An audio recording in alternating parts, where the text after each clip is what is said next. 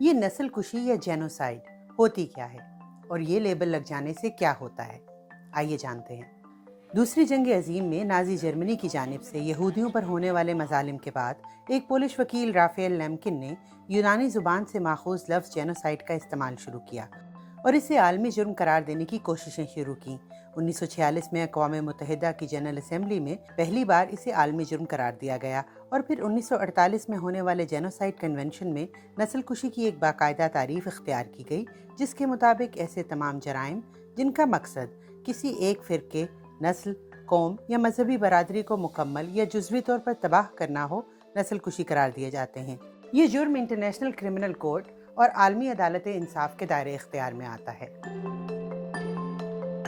یہ انتہائی نوعیت کا جنگی جرم ہے، لیکن اسے ثابت کرنا خاصا مشکل ہے، کیونکہ اس کے لیے نہ صرف یہ ثابت کرنا ہوتا ہے کہ کسی ایک گروہ کو نشانہ بنایا گیا، بلکہ یہ بھی کہ ایسا جان بوجھ کر، سوچ سمجھ کر، ارادتاً کیا گیا۔ اب تک انٹرنیشنل کرمنل کورٹ نے نسل کشی کے 3 بڑے مقدمات سنے ہیں۔ 70 کی دہائی میں کمبوڈیا کے خمیر روج کے ہاتھوں اقلیتی چام اور ویتنامیوں کے قتل عام کا مقدمہ، جس میں ایک اندازے کے مطابق 17 لاکھ لوگ ہلاک ہوئے۔ 1996 میں روانڈا میں ٹوتسیوں کے بڑے پیمانے پر قتل عام کا مقدمہ، جس میں 8 لاکھ لوگ مارے گئے، اور 1995 میں بوسنیا کے علاقے سریبرینیتسا میں تقریباً 8,000 مسلمانوں کے قتل عام کا مقدمہ۔ ان مقدمات میں جرم ثابت ہونے پر بہت سے لوگوں کو سزائیں بھی سنائی گئیں۔ عموماً ان مقدمات کا فیصلہ آنے میں کئی سال لگ جاتے ہیں۔ 1990 کی دہائی سے لے کے اب تک امریکہ 7 مختلف مقامات پر ہونے والے قتل عام اور مظالم کو نسل کشی قرار دے چکا ہے۔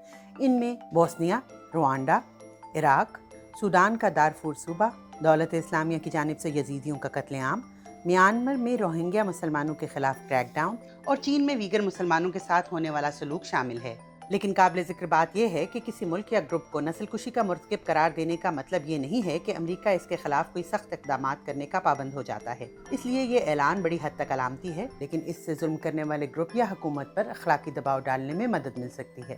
یہ حقیقت بجا کہ عالمی نظام قوانین کی بنیاد پر چلتا ہے اور عدالتیں ثبوت مانگتی ہیں، مگر یہ بھی سچ ہے کہ دنیا کے مختلف ممالک میں ظلم اور استحصال کا شکار بے گناہ لوگ انصاف کے لیے عالمی اداروں کی طرف دیکھ رہے ہیں۔